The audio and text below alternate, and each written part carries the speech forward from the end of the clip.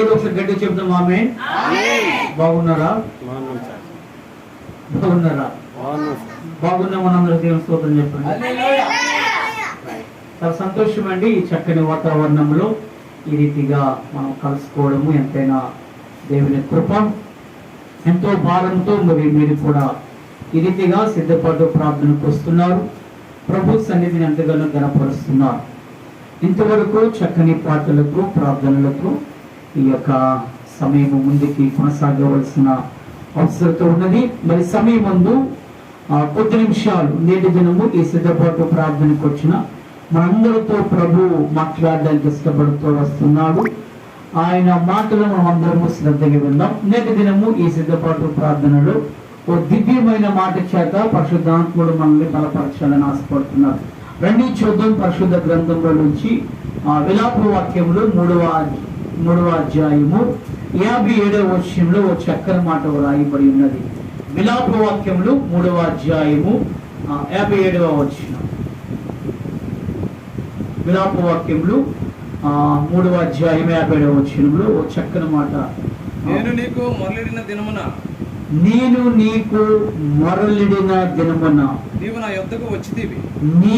నా యొద్దకు వచ్చితివి. భయపడకము అని నీవు చెప్పితివి. హల్లెలూయా. చెప్తామా హల్లెలూయా. ఈ మాట ద్వారా పరిశుద్ధాత్ముడు మనందరితో మాట్లాడుతున్న కాక. ఇక్కడ దేవుడు ఏమని రాసి ఉన్నారో తెలుసా? నీవు మొరలిడిన దినమున నేను నీ యొద్దకు వచ్చేదను. ఎవరితో మాట్లాడుతున్నారో తెలుసా? భక్తునితో, తన ప్రజలతో, తన కుమారుడితో, తన కుమార్తెతో, నేను ఆరాధిస్తున్న మన ఆరాధ్య దైవమైన యేసు క్రీస్తు ప్రభుల వారు చెబుతున్న మాట. హల్లెలూయా. అపోస్తలుడైన పౌలు గారు నా దేవుని గురించి ఏమని రాసి ఉన్నారో తెలుసా? హెబ్రీ గ్రంథకర్త అంటున్నాడు, నా దేవుడు ఎవరో తెలుసా? ఆకాశ మండలముల కంటే ఎత్తైన దేవుడు. చెప్పండి చెప్పండి, ఎవరండి ఆయన?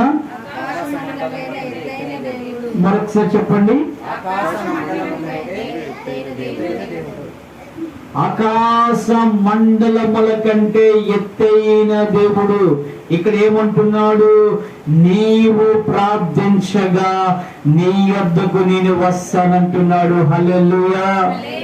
ఎవరైనా ఉన్నారా మన దగ్గరకు వచ్చిన వాళ్ళు? మాస్టర్ ఎవరైనా ఉన్నారండి?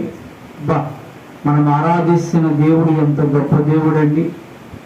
ఆయన ఎక్కడుంటున్నాడు? ఆయన ఆకాశ మండలము కంటే ఇంకా ఎత్తైన వాడు. మీకు తెలిసండి ఆకాశ మండలం ఎక్కడున్నదో? ఆకాశ మండలం ఎక్కడున్నదో తెలుసండి? నాకు తెలుసు. ఆకాశ మండలం అంటే బహుశా అదే ఇంకా లాస్ట్ ఎత్తైన స్థలం అనుకుంటున్నాను. మనకు కనిపిస్తుంది ఈ ఆకాశమే. ఇంకా మహా ఆకాశములు ఉన్నాయి. వాటి పైన ఆకాశ మండలం ఉన్నది. అంత ఎత్తులో ఉన్న మన దేవుడు ఈ మనుషుడు ప్రార్థన చేస్తే ఎంత స్పీడ్గా వచ్చేస్తున్నట్టున్నాడు. మనం పిలిస్తే పలికేవారు లేరండి ఈ రోజున. మనం రమ్మంటే వచ్చేవారు లేరు ఈ రోజున. 500 రూపాయలు నీకు ఇస్తాను కూలికురా అంటే దొరకట్లేదు తెలుసండి ఈ రోజున. చాలా ఇబ్బంది అయిపోతుంది. మీరు ఇల్లు కడుతున్నారు, మీకు తెలుసు లేబర్ ఎంత ఇబ్బంది అవుతున్నారు. కానీ నా దేవుడు ఏమంటున్నాడు తెలుసా? నీవు మొరలిడిన దినమున నేను నీ యొద్దకు వచ్చింది. నమ్మిన వారు చప్పట్లు కొడుతూ ప్రభుని కనపడతారు. ఈ రోజున నా దేవుడు మనల్ని బలపరుస్తున్న మాట ఏంటో తెలుసా? మనము ప్రార్థన చేయగా మన యొద్దకు వచ్చే దేవుడే ఈ రోజు మనం ఆరాధిస్తున్న దేవుడు. ఆయన నిజంగా మనం ప్రార్థన చేసినట్లయితే నిశ్చయముగా దేవుడు మన యొద్దకు వస్తాడు. ఎటువంటి పరిస్థితుల్లో మనం ప్రార్థన చేసినా, అది ఏ పరిస్థితుల్లో మనం మొరలిడినా ఖచ్చితంగా దేవుడు వస్తాయా? మరి నేను అనారోగ్యం నుండి ప్రార్థన చేస్తే ఒకవేళ నా యొద్దకు వస్తాడా దేవుడు? అఫ్కోర్స్ నీ బంధువులు రాకపోవచ్చేమో నీ యొద్దకు, నీ రక్త సంబంధికులు రాకపోవచ్చేమో, నీ భార్య కూడా ఒక్కొక్కసారి రాకపోవచ్చే. నిన్నటి గల సమయం ముందు ఆ రణస్థలంలో వాక్య పరిచయం కోసం వెళ్ళాను. మందిరము వాస్తవానికి చాలా వర్షం, మామూలు నిన్న ఇక్కడ కూడా పడి ఉంది. వాక్యానికి వెళ్ళాల్సి వచ్చింది, మొత్తం తడిసిపోయాయి. తప్పదు, ఇంకా వర్షం వచ్చినా ఏమొచ్చినా సరే ఖచ్చితంగా వెళ్ళవలసిందే. వెళ్ళాము. మందిరానికి ఎదురుగా ఒక ఆమె క్యాన్సర్తో బాధపడుతున్నారు. ఒక తల్లిగా దేంతో బాధపడుతున్నారండి? క్యాన్సర్తో బాధపడుతున్నారు. పాస్టర్ గారు వచ్చారు కదండి, ఒకసారి ఆమెకు మీరు ప్రార్థన చేదురుగాని రండి అన్నారు. మొత్తానికి నేను సరే ప్రార్థన కోరి ఉన్నారు కదండి సేవకునిగా మేము ప్రార్థనకి ఇంట్లోనికి వెళ్ళాను. ఇంట్లోనికి వెళ్ళినప్పుడు ఆమెని ఒక ప్రత్యేకమైన గదిలో ఉంచారు. అమ్మ ఏరమ్మా మీ అమ్మగారు ప్రార్థన చేయమన్నారు, ఎక్కడున్నారంటే రండి పాస్టర్ గారు, డోర్ ఓపెన్ చేసి ప్రార్థన చేయండి పాస్టర్ గారు అని చెప్పేసి ఆమె వెనక్కుండిపోయాడు. నాకు అర్థం కాలేదు, ఏంటి ఈమె వెనక్కుండిపోతుందని. అంటే ఆ మాట అనాలో అనకూడదు నాకు తెలియదు, కానీ ఆ గదంతా కూడా భయంకరమైన వాసన వస్తుంది. ఇంకా తట్టుకోలేకపోతున్నాం, అదొక రకమైన వాసన. ఏం చేయాలి? వెళ్ళాను. కుమార్తె ఒక అడుగు వెనక్కి వేసింది అంటే ఆ వాసన వాళ్ళు భరించలేక ఆయన ఒక గదిలో వేసేస్తున్నారు. అన్నం కావాలనేటప్పుడు తీస్తున్నారు, పెట్టేస్తున్నారు, మాత్రలు ఇస్తున్నారు. ఈ బ్యాక్ సైడ్ ఒక పుండులాగా అయిపోయింది, చాలా వాసన వస్తుంది. ప్రార్థన చేస్తాం. మీరు అనొచ్చు, అటువంటి పరిస్థితుల్లో ఉన్న వ్యక్తి దగ్గరికి నా దేవుడు వస్తాడా? వస్తాడు. హల్లెలూయా, హల్లెలూయా. నువ్వు బాధలో ఉన్నా, నువ్వు వ్యాధిలో ఉన్నా, నువ్వు కష్టంలో ఉన్నా, నువ్వు నష్టంలో ఉన్నా, ఇరుకులో ఉన్నా, అవమానాల్లో ఉన్నా, విసికి వ్యాసారి స్థితిలో ఉన్నా, నలిగిన స్థితిలో ఉన్నా, కృంగిన స్థితిలో ఉన్నా, ఇంకా సేపటిలో నాకెందుకు ఈ జీవితము, నేను చనిపోతాను అనుకునే స్థితిలో ఉండినా సరే నువ్వు ఒక్క మాట నా దేవుని నువ్వు ప్రార్థన చేయగలిగినట్లయితే ఆకాశ మండలములకు పైగా ఉన్న నా దేవుడు నీ వద్దకు నిశ్చయముగా వచ్చెదను గాక. హల్లెలూయా. రాత్రి మనం ఆరాధిస్తున్న దేవుడు ఎవరో తెలుసా? మన వద్దకు దిగి వచ్చే దేవుడు ఆయన. బైబిల్ గ్రంథంలో 2వ రాజులు 20వ అధ్యాయము 1-2 వచనాలు అక్కడ ఒక భక్తుడు మనకు కనిపిస్తాడు. ఆయన పేరు హిజ్కియా. ఎవరండి ఆయన? చెప్పండి, ఎవరైనా? హిజ్కియా అనే ఒక రాజు, హిజ్కియా అనే ఒక నాయకుడు మనకి అక్కడ కనిపిస్తూ వస్తాడు. హిజ్కియా వద్దకు ఒక ప్రవక్త యెషయా వస్తాడు. ఆయన ఏమంటారో తెలుసా? హిజ్కియా, నీవు చనిపోబోతున్నావు. హల్లెలూయా. చెప్పండి, హల్లెలూయా. ప్రవక్త ఏమంటున్నాడు? హిజ్కియా, మీరు చనిపోబోతున్నారు. అమ్మా, నువ్వు చనిపోతావంటే ఎవరైనా సంతోషిస్తారా? మేడం గారు, చచ్చిపోతామంటే ఎవరైనా సంతోషిస్తామా? సమస్య లేదు. అమ్మో చచ్చిపోతామా? ఆసుపత్రిలో మనం చూసినట్లయితే ఎంత డబ్బైనా ఖర్చు పెట్టండి, ఖచ్చితంగా మేము బ్రతకాలి అంటాం. చిన్న పిల్లవాడు మొదలుకుని వృద్ధాపములు ఉన్నంత వరకు కూడా ఏం చేస్తారో తెలుసా? బ్రతకాలని ఆశపడతారు. ప్రవక్త వచ్చాడు, మీరు చనిపోతారని చెప్పాడు. ఏమంటున్నాడు? చనిపోతారని చెప్పాడు. హిజ్కియా ఏ పరిస్థితిలో ఉన్నాడో తెలుసా? ఆ దినములలో మరణకరమైన రోగము చేత బాధించబడుతున్నాడు. ఆయన బాధించబడిన వ్యాధి ఏంటో తెలుసా? రాచపుండు. ఆ రాచపుండుని ఈ రోజున డాక్టర్స్ ఏమంటున్నారో తెలుసా? క్యాన్సర్ అంటున్నారు. హల్లెలూయా. అటువంటి రాచపుండ వ్యాధి, మరణకరమైన వ్యాధి చేత బాధపడుతున్న వ్యక్తి ఎదుర్కొని వచ్చి నువ్వు చనిపోబోతున్నావు, నీ ఇల్లును, నీ పరిస్థితిని, నీ పిల్లలని, నీ కుటుంబాన్ని నువ్వు చక్కబెట్టుకో అని ప్రవక్త చెప్పేశాడు. ఆ మాట వినగానే ఇర్మియా ఏం చేశాడో తెలుసా? ఇదిగో ప్రవక్త చెప్పాడు, నీ చచ్చిపోతున్నాదా, ఎక్కడెక్కడ ఏమున్నాయో అవన్నీ సర్దేయండి, ఎక్కడెక్కడ ఏమున్నాయో కొంతమంది చనిపోయే ముందు చెప్తారు. ఇదిగో అలా వ్యక్తిని నేను 50,000 ఇచ్చాను, అలాంటికి 1,00,000 ఇచ్చాను, అప్పుడు తీస్తారు చీటీలు. ఎప్పుడు తీస్తారు? చనిపోయే ముందు తీస్తారు. ప్రియమైన దైవ సంగమా, మా ఊర్లో ఒక వ్యక్తి ఉన్నారు, ఆయన చేపలు పట్టేవాడు. ఆయన పేరు నారాయణరావు అంటారు. ప్రియమైన దైవ సంగమా, ఆయన చేపలు పడుతూ ఉండేవాడు. తన దగ్గర వచ్చిన డబ్బులు కొంచెం కొంచెం దాచుకునేవాడు. ఆ డబ్బులు ఎక్కడ దాచారో తెలుసా? వాళ్ళు పురిలు, ఆ పురిలు పెడకలు ఉంటాయి, ఆ పెడకల్లో ఆ డబ్బులు ఎలా చేశారు తెలుసా? కట్టలు కట్టేసి దాచేస్తారు. కరోనా కాదు, మన గవర్నమెంట్ వాళ్ళు ఏం చేస్తారంటే పాత నోట్లు రద్దు అదే సమయంలో వచ్చింది, నాకు ఐడియా లేదు. ఆ సమయంలో గవర్నమెంట్ ద్వారా ఒక అనౌన్స్మెంట్ వచ్చింది, మీ దగ్గర ఉన్న ఆ పాత నోట్లన్నీ కూడా మీరు మార్చుకోండి అని చెప్పినప్పుడు గ్రామంలో ఉన్న వారందరూ మార్చుకున్నారు. ఆయన కూడా ఇరుగు పొరుగువాడు, వాళ్ళిద్దరు ఒక పెద్ద ఆయన ఉంటాడు. ఆయన కూడా అడిగాడు, నాయనా మీ దగ్గర ఏమైనా డబ్బులు ఉన్నాయా, ఉంటే ఇచ్చేసండి, ఈ పాత నోట్లు మరి చెల్లవు, కొత్త నోట్లు అంటే నా దగ్గర ఏమీ లేవని సార్. ఏమన్నాడు? నా దగ్గర ఏమీ లేవని సార్, నా దగ్గర ఏమీ లేవని సార్. అనుకోకుండా కొద్ది దినాలు గడిచాయి. ఆయనకి ఏదో సంథింగ్ మరి ఏమి బాధ వచ్చింది నాకైతే, మంచాన్ని పడిపోయాడు ఆయన. ఇంకొక మాటలో చెప్పాలంటే రేపు మాపు చచ్చిపోయిన స్థితికి వచ్చేస్తాడు. మొదట్లో అడిగాడే మీరు డబ్బులు ఏమున్నాయని, ఆయన కబురు పెట్టాడు. ఆయన వచ్చాడు, నాయుడు గారు ఏదో మీరు అంటున్నారు కదా పాత నోట్లు మారమంటున్నారు కదా, మీరు ఏమనుకోకపోతే నా దగ్గర కొన్ని నోట్లు ఉన్నాయి మార్చేదా, ఎందుకని నేను రేపు మాపు చచ్చిపోతాను, మళ్ళీ చచ్చిపోతే అలాగే ఉండిపోతే ఎవరికి తన భార్యకు కూడా తెలియకుండా దాచేశాడు ఆ డబ్బులు, తన పిల్లలకి తెలియకుండా దాచేశాడు.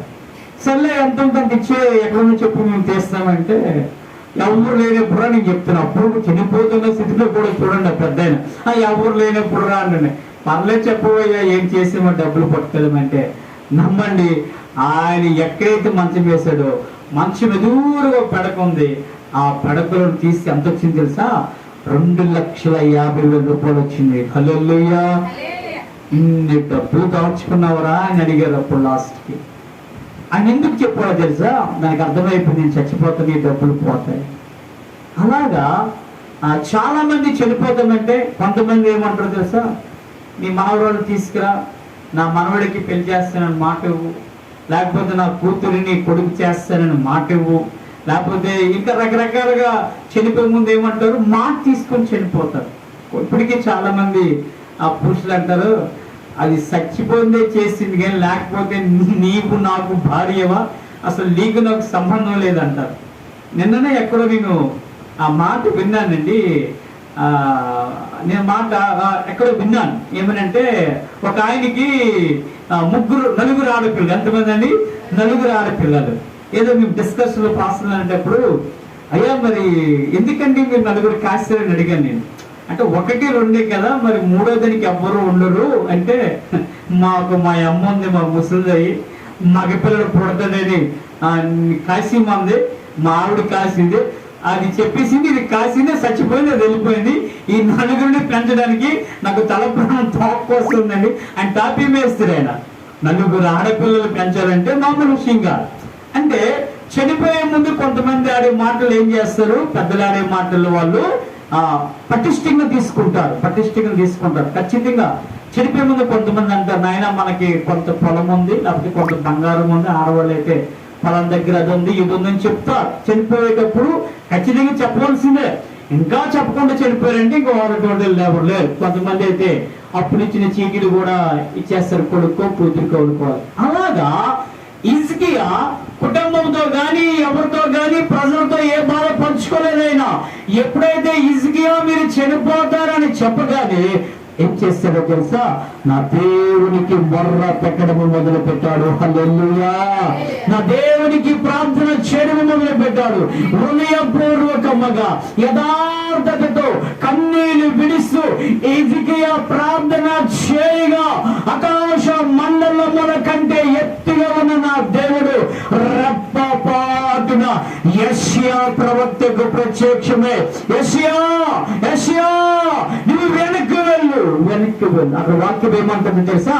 ఇలా ఒక మాట చెప్తాడు ప్రవక్త, హిజ్కియా మీరు చనిపోతున్న ఒక మాట చెప్తాడు.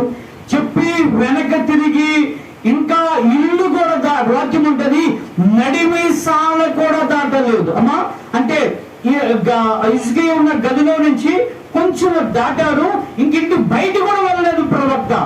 అంటే ఎంత సమయం ఉంటది, ఎంత కొంచెం కొన్ని సెకండ్స్, చాలా ఒక 5-6 సెకండ్లు 10 సెకండ్లు మరలా దేవుని యొద్ద నుండి సమాధానం. ఒకసారి నమ్ముతున్నారా మీరు? ఒకసారి ఆలోచన చేయండి. ఇలా వచ్చారు ఇసుకే దగ్గరికి, ఇసుకే గారు మీరు చనిపోతారని చెప్పాడు, వెంటనే ఇలా తిరిగిపోయారు, వెళ్తున్నారు ప్రవక్త. ఆయన ఎక్కడున్నాడు? నడిపిస్తానంటే ఇంటికి నడిపొడ్డులో ఉన్నాడు ఆయన. గడపలోనికి వెళ్ళలేదు, గడప ద్వారబంధం కూడా దాటలేదు.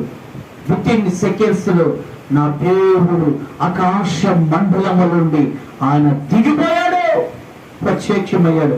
యెషయా యెషయా నీ బెల్లకు మరలా ఇరుమయ్యకు వెళ్ళు, మరలా దేవుడిని కాల్చేస్తున్నాడని చెప్పాను. దీని అర్థం ఏంటో తెలుసా?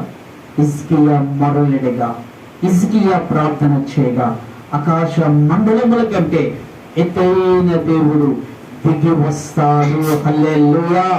ఈ సిద్ధపాటు ప్రార్థనలో మీరు ధైర్యంగా ఉండవలసిన ఆ మాట ఏంటో తెలుసా? మీరు ప్రార్థన చేస్తే, మీరు మొరలడితే, మనము యాచన చేస్తే, ఒకవేళ మన పక్షాన్ని ఎవరూ రారేమో, మనం కేకలు వేసిన, మనం అరిచిన, మనం కన్నీరు కార్చిన, గుండెలు బాదుకొని రోడ్ల మీద పడి రోదన చేసిన ఎవరు రారేమో. నక్క చెల్లి నన్నదమ్ముడా, నేను ప్రకటిస్తున్న దేవుడు ఎవరో తెలుసా? ఒక్కసారిగా నీవు నేను కన్నులారా ప్రభువుని చూసి ప్రార్థన చేయగలిగినట్లయితే నా దేవుడు నీ కోసం దిగి వస్తానంటున్నాడు. ఏ పరిస్థితుల్లో ఉన్నా సరే, అవమానాలు ఉన్నా, బాధలో ఉన్నా, అనారోగ్యములు ఉన్నా, నీ శరీరం అంతా కుళ్ళు పట్టినా, వాసన వచ్చినా, భయంకరమైన పరిస్థితులు ఉన్నా, అందరు నేను చీకొట్టినా, అందరు నేను విసర్జించినా, అందరు నేను పారద్రోలినా, దావీదు మహానుడు అంటాడు, నేను ఒక్కడు నీళ్లు పారవేయబడినట్లుగా నేను పారవేయబడి ఉన్నాను. నీళ్లు ఎప్పుడైనా పారవేస్తారు?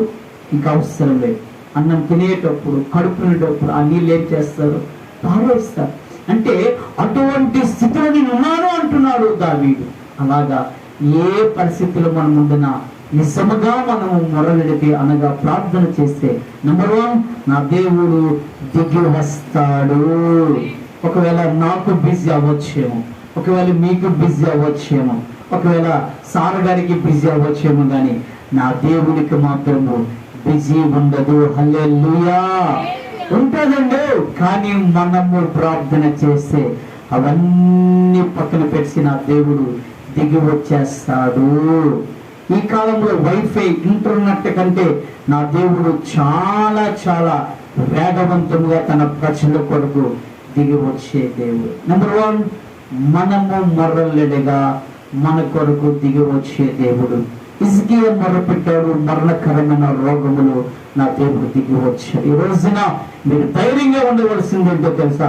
నేను ప్రార్థన చేస్తే నా దేవుడు దిగి వస్తాడు. రెండవదిగా అక్కడ ఏమని వ్రాయబడి ఉన్నదో తెలుసా? వారు మొర్రపెట్టగా దిగి వచ్చిన దేవుడు మీరు భయపడవద్దు అని. అలాగే ఉంది కదండి అక్కడ. ఏమని ఉందండి ఒకసారి అక్కడ? వచ్చితివి, భయపడకము. ఏమని చెప్తున్నాడు? భయపడకమని చెప్తున్నాడు. హల్లెలూయా. చెప్పండి హల్లెలూయా. దేవుడు ఏమని చెప్తున్నాడు? అందుకు దేవుడు ఏమంటున్నాడు? భయపడకో అంటున్నాడు. ఎవరైనా ఉన్నారా ధైర్యం చెప్పేవారు? మీకు ఎవరైనా ఉన్నారా భయపడద్దని చెప్పేవారు? నువ్వు భయపడుకొని చెప్తున్నాడు నా దేవుడు అంటే దాని అర్థం ఏంటో తెలుసా? నీకు నేను ఉన్నాను అని దాని అర్థం. ఏమండి? ఎవరండి ధైర్యం చెప్తారు? ఒక తండ్రి చెప్తాడు తన పిల్లలకి ఏమంటాడు? నాయనా మీరు భయపడకండి, మీకు నేనున్నాను అంటాడు. ప్రియమైన దేవక సంగమా, ఒక అన్నదమ్ముడు అంటాడు ఆ సహోదరునితో చెందుతా, అమ్మా నువ్వు భయపడతా, నీకు నేనున్నాను అంటాడు. నా దేవుడు అంటున్నాడు, నా ప్రజలారా, నా సంఘమా, నా కుమారుడా, నా కుమార్తె, నువ్వు భయపడవద్దు. ఈ రోజున చాలా మంది అనేక రకములైన బైబిల్ చేతవాడు బ్రతుకుతూ వస్తున్నారు. ఒక్కొక్కరు ఒక్కొక్క రకమైన భయం. కానీ ఈ రోజున దేవుడు ఏమంటున్నాడు తెలుసా? మీరు భయపడవద్దు అంటున్నాడు. ఈ రాత్రి ఈ వాక్యం వింటున్న సంగమా, ఎట్టి పరిస్థితుల్లో కూడా మనము భయపడన అవసరం లేదు. ఎందుకో తెలుసా? మన దేవుడే మనకు చెప్తున్నాడు, మీరు భయపడవద్దు అంటున్నాడు. బైబిల్ గ్రంథములో 365 సార్లు భయపడవద్దు అనే పదాన్ని పరిశుద్ధాత్ముడు వ్రాయించున్నాడు. ఎన్నిసార్లు అండి? 365 సార్లు. దాని అర్థం ఏంటో తెలుసా? సంవత్సరానికి ఎన్ని దినాలు? 365 రోజులు. దాని అర్థం ఏంటో తెలుసా? ప్రతిరోజు కూడా మనల్ని భయపడొద్దు అని చెప్తున్నాడు. ఈ రాత్రి ఈ సిద్ధపాటు ప్రార్థనకు వచ్చిన మన దేవుడు ఇప్పుడే గాని రాగల దినాల్లో గాని ఏ శ్రమ ఎదురైనా, ఏ కష్టము ఎదురైనా, ఏ నిందలు వచ్చినా, తుఫాను లాంటి మన ముందు చెలరేగిన, ఎన్నో అవమానాలు మనకు వచ్చినా, మనం ఎట్టి పరిస్థితులు కూడా భయపడనవసరం. రెండవదిగా నా దేవుడు ఏమంటున్నాడు తెలుసా?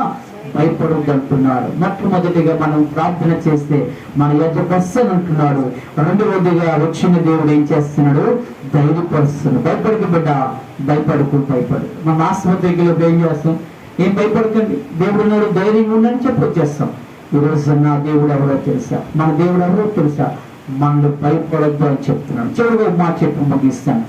మరొక రిఫరెన్స్ చూద్దాం. 105వ కీర్తన 40వ వచనంలో మనమే ప్రార్థన చేయగా దేవుడు ఏం చేస్తాడు? ఈ నా చెప్పి నేను ముగించిన ఆశపడుతున్నాను. 105వ కీర్తన 40వ వచనం ఒక చక్కని మాట అక్కడ రాస్తున్నారు. చూడండి, వారు మనవి చేయగా ఆయన పూరేలను రప్పించెను, ఆకాశము నుండి ఆహారమునిచ్చి వారిని తృప్తిపరచెను. ఒకసారి హల్లెలూయా చెబుదామా? మొట్టమొదటిగా మనము మొరలిడిగా ప్రార్థన చేయడమన్నా, మనవి చేయడమన్నా, యాచించడం అని ఇవన్నీ కూడా ఇంచుమించు ఒకే అర్థాన్ని ఇస్తాయి. ఒక మాటలో చెప్పాలంటే, మనము ప్రార్థన చేయగా మొట్టమొదటిగా మన దేవుడు మన యొద్దకు వస్తానన్నాడు. రెండవదిగా మనము ప్రార్థన చేయగా మనల్ని భయపడొద్దు అంటున్నాడు. మూడవదిగా మనము ప్రార్థన చేయగా లేదా మనము చేయగా ఆయన పూరేరుని ఇచ్చి ఆహారము చేత మనల్ని ఆయన ఏం చేస్తున్నాడు? తృప్తిపరుస్తున్నాడు. హల్లెలూయా. మూడవదిగా మంచి ఆహారముతో మన దేవుడు మనల్ని ఏం చేస్తున్నాడు? తృప్తిపరుస్తున్నాడు. ప్రియమైన దేవక సంగమ, ఆనాడు ఇశ్రాయేలు ప్రజలు ఆహారము కొరకు మోషేను అడగగా, మోషే యెహోవాకు ప్రార్థన చేయగా నా దేవుడు పూరేలుని పంపించాడు. అక్కడ వాక్యం ఒక చోట రాయబడి ఉంటుంది, నిర్గమకాండ 16వ అధ్యాయంలో చూడవస్తున్నాయి సార్. ఇంచుమించు ఆ పూరేలు ఉదయం ఆ పాలెములో 20 మైళ్ళు దూరం అంతా కూడా వ్యాపించి ఉన్నాయి. హల్లెలూయా. ఎన్ని మైళ్ళు అండి? అంటే ఇంచుమించు సార్ 20 కిలోమీటర్లేనా? 20 కిలోమీటర్ల వ్యాప్తిగా నా దేవుడు పూరేలును ఆకాశం నుండి పంపించాడు. ఎంత ఎత్తో తెలుసా? 3 అడుగుల ఎత్తు. హల్లెలూయా. వీళ్ళు పాలెము నుంచి లేవగానే వారికి పూరేలు ఎత్తుకొని కంపలు మిగిలిపోయాయి. ప్రియమైన దేవక సంగమ, ఏంటి మోషే ఎప్పుడు కేకరకాయలైనా, కాకరకాయనా, దోసకాయనా మాకు మాంసం కావాలి మోషే అంటే, మన దేవుడు ఎంత మంచిదో ఒకసారి ఆలోచన చేయండి. మాంసం కావాలంటే ప్రభువా మీ పిల్లలకని మోషే ప్రార్థన చేస్తే ఏం కావాలి? మోషే మాంసం. అవునా? అడిగారు సార్. ఉదయం మనము లేవకముందే నా దేవుడు పాలెములో పూరేలు కురిపించేస్తాడు. సమృద్ధైన ఆహారం చేత వాడిని ఏం చేశాడు? తృప్తిపరిచిన. నా దేవుడు ఎవరో తెలుసా? మన దేవుడు ఎవరో తెలుసా? మనల్ని తృప్తిపరిచే దేవుడైన అన్ని విషయములో, ఆర్థికములో అయినా, వ్యాపారములో అయినా, ఉద్యోగములో అయినా, ఇంకను ఏ విషయంలో అయినా సరే మన దేవుడు మనం ఏం చేస్తాడు? తృప్తిపరుస్తాడు. కొన్ని ఇళ్లలోకి వెళ్ళినట్లయితే చక్కని ఆహారం పెట్టి వారు మనం తృప్తిపరిచి పంపిస్తుంటారు. మేము ఎక్కడెక్కడ భోజనం చేసినా సమృద్ధిగా భోజనం చేసి వెళ్తాం. ఎందుకో తెలుసా? చాలా మంది ఆ రీతిగా పెట్టేవాళ్ళు, కొంతమంది సరిగ్గా పెట్టండి అంటే పెట్టలేదని అన్న, కానీ నా దేవుని యొక్క ఆశ ఏంటో తెలుసా? తన ప్రజలు సంతృప్తిగా ఉండాలి, తన పిల్లలు సంతృప్తిగా ఉండాలి. ఒక తల్లి ఎలాగైతే తన కుమారుడు తన కుమార్తె కడుపు నిండా అన్నం తిండి సంతృప్తిగా పడుకోవాలనుకుంటాడో, ఒక తండ్రి ఎలాగైతే నా బిడ్డలకు చక్కని ఆహారాన్ని పెట్టాలి, నా బిడ్డలకు మంచి వస్త్రాలను ఇవ్వాలి, నా బిడ్డలను సంతోషంగా ఉంచాలి, నా బిడ్డలు అడిగిందల్లా ఇవ్వాలి అని ఒక తండ్రి ఎలాగైతే సంతృప్తిగా ఆ బిడ్డలకు తన జీవితాన్ని ఇస్తాడో, ఈ రోజున మనం ఆరాధిస్తున్న దేవుడు ఎవరో తెలుసా? మనము ప్రార్థన చేయగా ఆయన సంతృప్తినిచ్చే దేవుడైన. హల్లెలూయా. ఒక రోజు కాదు, అయ్యా వినండి ముగించేస్తా, ఒక రోజు కాదు, 2 రోజులు కాదు, 40 సంవత్సరములు పగలు రాత్రి నా దేవుడు సుమారు చరిత్రకారులు అంటున్నాడు 20 లక్షల మంది ఇశ్రాయేలు సర్వ సమాజాన్ని నా దేవుడు పోషించాడు. హల్లెలూయా. ఒక్క 10 మందిని మనం ఎక్కడికైనా తీసుకువెళ్ళి భోజనాలు పెట్టాలంటే ఎంతో ప్లాన్ చేసుకోవాలి. వారికి ఎంత బియ్యం ఉండాలి, ఎంత చికెన్ ఉండాలి, గ్యాస్, స్టవ్, పొయ్యిలు ఇవన్నీ కూడా మనం ఒక ప్లాన్గా వెళ్ళిపోవాలి అక్కడికి. నా దేవుడు 20 లక్షల మందికి, అమ్మా వినండి, 20 లక్షల మందికి ఎంత నీరు కావాలి, ఎన్ని బియ్యం కావాలి, ఎంత ఆహారం కావాలి, నా దేవుడు ఎంత సమృద్ధితో పెట్టారు తెలుసా?